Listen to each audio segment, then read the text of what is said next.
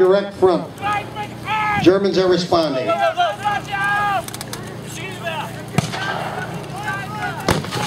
Moving up is a Mercedes staff car.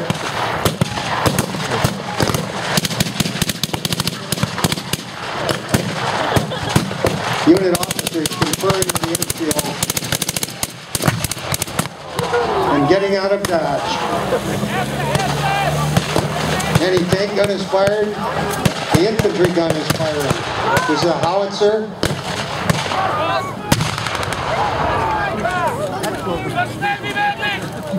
One of the things that hobbled the Germans at this point in the war was that the Americans had complete control of the air. Germans did not want to be seen out in the open, because then airplanes would descend and shoot them up. The troops in Normandy had a joke. If you see a blue airplane, it's British. You see a gray airplane, it's American. You see no airplanes, it's a Luftwaffe. They didn't have any air support left. It was either in the east or had been shot out of the air.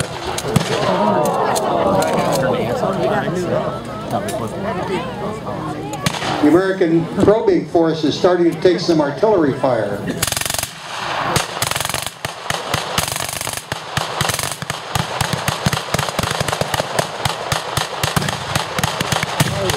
Feels a lot better than me. Now the Germans, by and large, are armed with a bolt-action rifle, the Mauser 98 Hertz. This means you put in a round in the chamber and fire, and then you have to insert another round. So they're operating in fire groups of two. One fires while the other reloads. They also have a fine infantry machine gun, the MG-42. Notice the cyclic rate. This is an extremely fast-firing weapon, really puts out a lot of lead. It had an interchangeable barrel, so when the barrel began to get too hot, they could change it very quickly. Matter of fact, this is the basis for many machine guns that are still marketed today. The American group that's probing forward are airborne troops. These troops are not designed for sustained engagements. They are hit-and-run forces. So they're here to identify where the Germans are, try to fix them in place, and call for support. In this case, they don't have air support because of the cloud cover, so they're going to call for armor.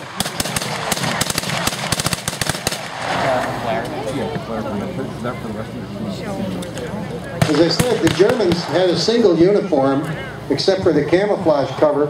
They wore a heavy wool jacket. And that's really all they had, winter or summer. Americans had a whole variety of uniforms. Airborne were different than ordinary infantry, etc. In fact, one German general remarked, the Americans go to war dressed as if for fall.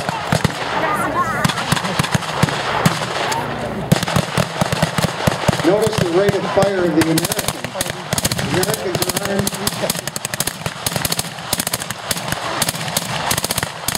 With the M1 Garand rifle. The Garand could fire 9 rounds as quickly as you could pull the trigger. So they have a somewhat of a firepower advantage. But their machine guns are not as effective as the German machine gun. All German tactics are built around that squat machine gun. Now, ordinary infantry is coming in from the left to support that SS infantry. The ordinary infantry is armed and are dressed in that gray jacket.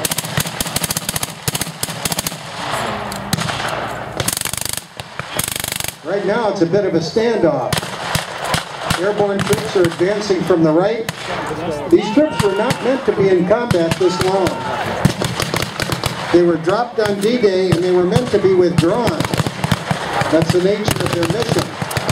But due to the shortage of troops, they've been left in combat.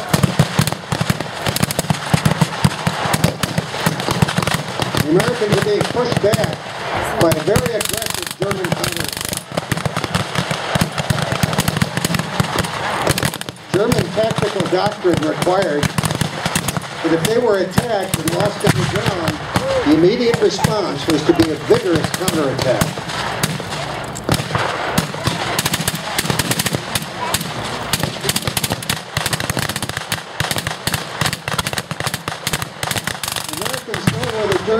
now, they know where their main line of resistance is, so now they're going to hunker down and call for help.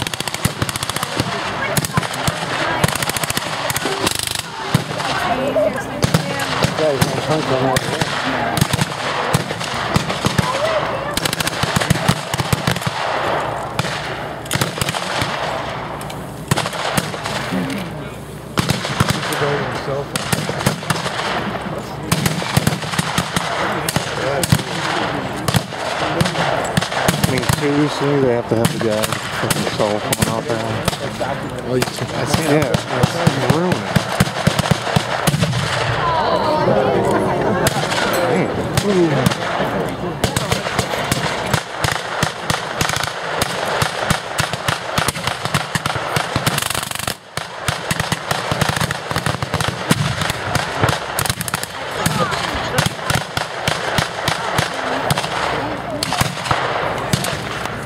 Oh, you know what to do, right?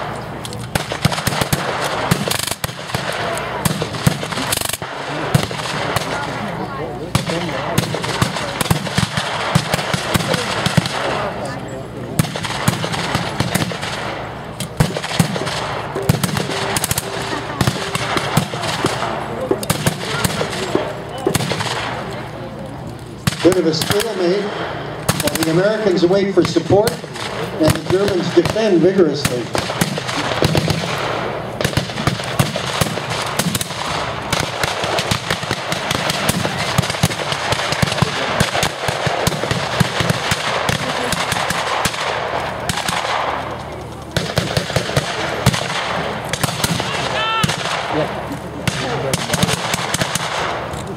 You're going to see some movement of American armor on your far right. A little tank moving up is kind of an interesting piece of armor. It's called a Locust. These tanks were designed to be air transportable.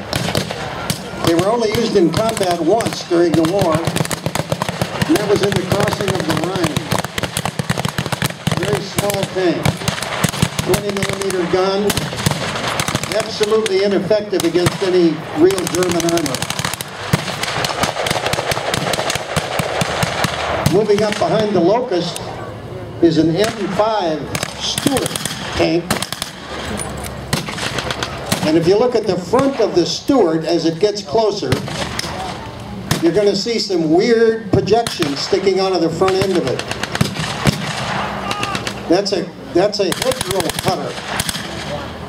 An NCO, looking at the difficulty of crossing hedgerows, took some steel from the beach obstacles that were left on the landing beaches, welded them onto the front of the tank, and enabled the tank to cut through a hedgerow. Now the Germans are withdrawing. They can't deal with this American armored advance. Now right behind the little Stuart tank is the primary American tank of World War II, the Sherman, the M4 Sherman. The Sherman had a 76mm gun. It was a pretty good tank, but it could not stand up to the best German armor of World War II. The exchange rate for a Tiger tank and Shermans was 4-to-1. The Germans were destroying our Shermans 4 for every Tiger that was knocked out. Now, how could we continue the war, that being the case? We had thousands of Sherman tanks. The Germans did not have thousands of Tigers. Every Tiger they lost was nearly irreplaceable, and every Sherman we lost could be easily replaced. Notice how tall the Sherman tank is. That's the great big one. They have a very, very high silhouette. This made them vulnerable in combat.